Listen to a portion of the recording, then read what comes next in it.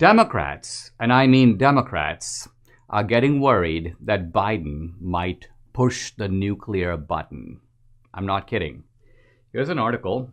Democrats call on Biden to relinquish sole authority over nuclear strikes. Fascinating. Democrats are calling on him. More than 30 Democratic representatives have written to Joe Biden. This is a group of Democrats led by Jimmy Panetta from California. They signed a letter to Biden calling him to change the process by which a nuclear weapon is approved. Wow. Let's look at this.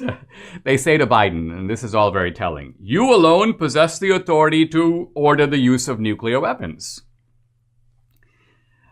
which assures that nuclear weapons remain under civilian control. However," this is the big however, "vesting one person with this authority entails real risks." And so what they do is they propose a set of procedures, a bunch of alternatives.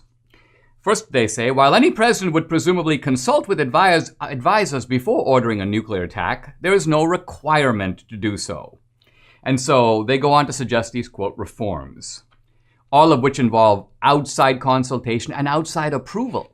So one reform is Biden would have to get the approval of the vice president, Kamala Harris, and the Speaker of the House of Representatives, Nancy Pelosi. So no firing nuclear bombs without Kamala's say-so and Nancy's say-so. A second reform, any order would require certification from the Secretary of Defense and the Attorney General.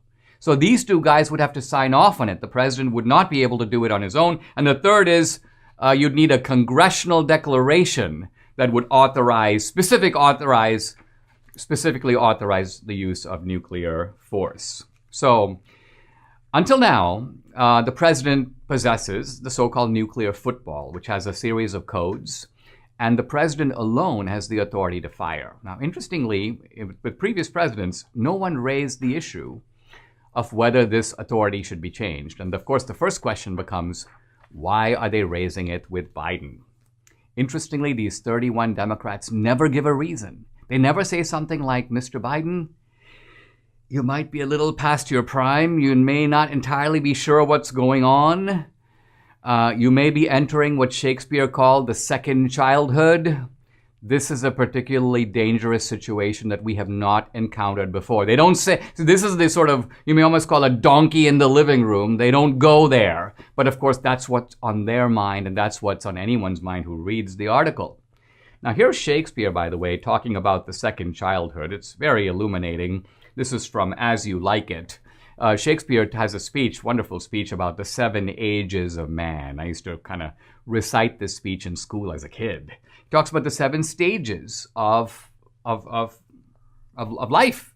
And he goes, at first it's the infant, mewling and puking in the nurse's arms, and then the whining schoolboy with his satchel and shining morning face, creeping like a snail unwillingly to school. And then he goes through all these stages, and then he comes to the final one. Here we go. Last scene of all, this is Shakespeare, that ends the strange, eventful history is second childishness and mere oblivion. Sans teeth, sans eyes, sans taste, sans everything. In other words, you lose it. And of course, I think a lot of these Democrats worry, as many of us do, that Biden is losing it if he hasn't already lost it. Shakespeare says that like babies, people who are very old have no teeth, become very dependent on other people, and become very childish in their behavior. So what does this childishness sort of really mean? Well, I think it means when you're a kid that you can destroy things. You know, kids are always like destroying, you destroyed this, you destroyed that, you destroyed the porcelain curio. But of course, when you're in second childhood, it's like, oops, he destroyed the world. Now, I think the worry with Biden for these Democrats, and again, they're saying out loud, without saying it explicitly, what we're all thinking. You know, think of a little child. Children love to push the button. Have you ever seen a kid in an elevator? Mommy, can I push the button? Can I push the button? Can I push all the buttons? Right? But it's one thing for a kid to want to do that. It's a whole other thing for Biden to want to push the button. I almost envision this macabre scene. Here's Biden. I want to push the button. I want to push the button. And people are like, no, no, no, no, no. You cannot push the button. Here's Biden. Come on, man. They're like, no, no, no, no, no. Don't push this button. You cannot push this button. And then Biden's like, get out of my way, you dog-faced pony soldier.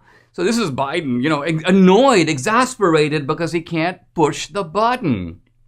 Now, the scary thing is these Democrats who are worried about Biden are kind of right. We have to admit that. And look, there are people who go, Dinesh, I can't believe you're discussing that. I can't believe you're actually speaking in a humorous mode about global thermonuclear holocaust. And I'm like, guys, don't blame me. I didn't vote for Biden. I didn't put this guy who isn't all there in the White House. I'm not the one who's going to blow up the world. You're upset at me for pointing out what deep down you worry is a real possibility. The bottom line of it is we, and I say we in a collective sense, have taken a tremendous risk as a country. And now the left is having this uneasy sense that, wow, this second childhood thing is a real problem. So if we don't invoke the 25th Amendment and wheel this guy out of there, we need to put in some safeguards so that the man in charge of protecting our security doesn't blow us all up.